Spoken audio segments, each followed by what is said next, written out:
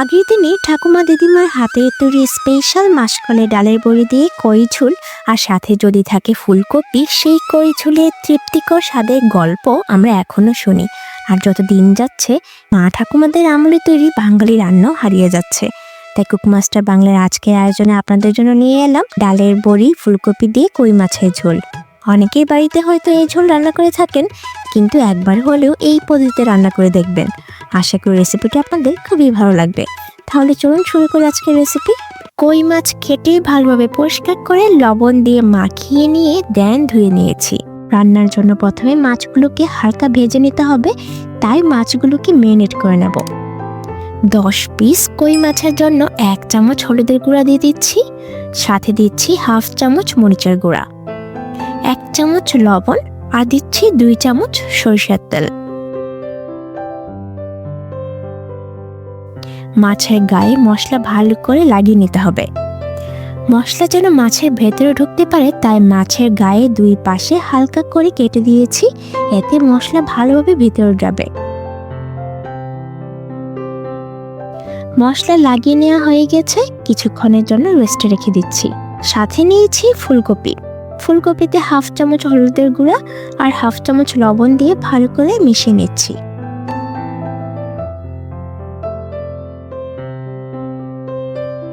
আর নিয়েছি আলু। আলুগুলোতেও অল্প হলুদ আর পরিমাণ মতো লবণ দিয়ে মাখিয়ে রাখছি। নিয়েছি স্পেশাল 1 কাপ ডালের বড়ি। ফ্রাই প্যানে হাফ কাপ কুকিং অয়েল দিয়ে দিয়েছি। অয়েল গরম হয়ে গেছে, মাছগুলোকে ভেজে নেব।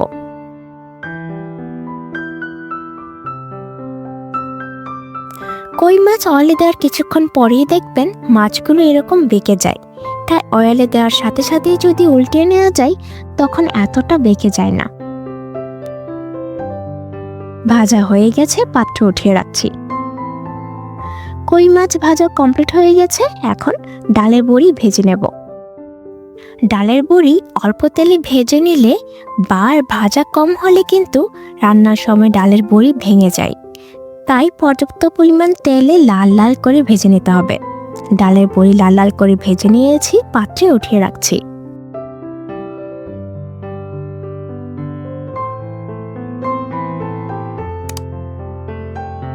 ফুলকপিও ভেজে নিচ্ছি। ফুলকপি ঢেকে ঢেকে ভেজে নিচ্ছি, এতে করে ফুলকপি অনেকটা সেদ্ধ হয়ে যাবে। ফুলকপির সাথে আলুগুলোকে দিয়ে দিচ্ছি, একসাথেই ভাজা হয়ে যাবে। ভাজা কমপ্লিট, পাত্রে তুলে রাখছি।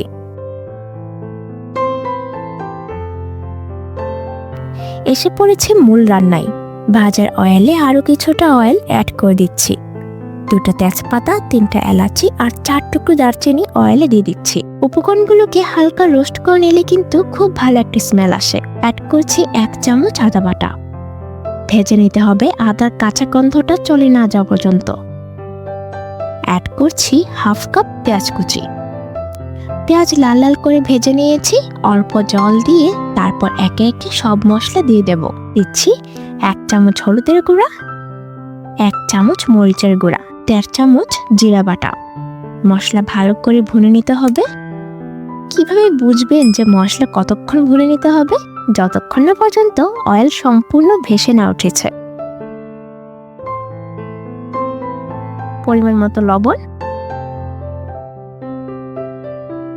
সম্পূর্ণ তেল ভেসে উঠেছে, দিয়ে দিচ্ছি ভেজে রাখা ফুলকপি আর আলু, ডালের বড়ি। মশলার সাথে ফুলকপি, আলু, ডালের বড়ি কিছুক্ষণ কষিয়ে নিতে হবে।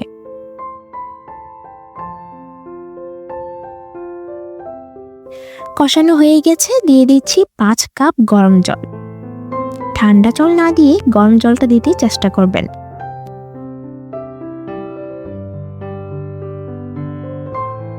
উপরে মাছগুলো দিয়ে দিচ্ছি।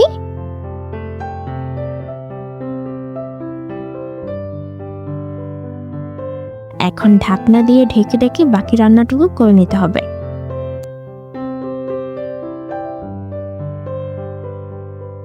ঢাকনা উঠিয়ে হালকা নেড়ে দিচ্ছি।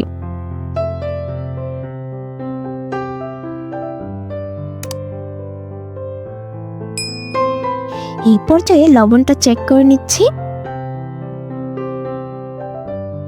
একদম পারফেক্ট আছে। ফুলকপি আর ডালের বড়িও পারফেক্টলি সেদ্ধ হয়ে গেছে। ঝোলের পরিমাণ একদম ঠিক আছে, এর থেকে বেশি আর ঘন করছি না। এই পর্যায়ে চুলা অফ করে দিচ্ছি। রেডি হয়ে গেল ডালের বড়ি ফুলকপি দিয়ে কই মাছের ঝোল।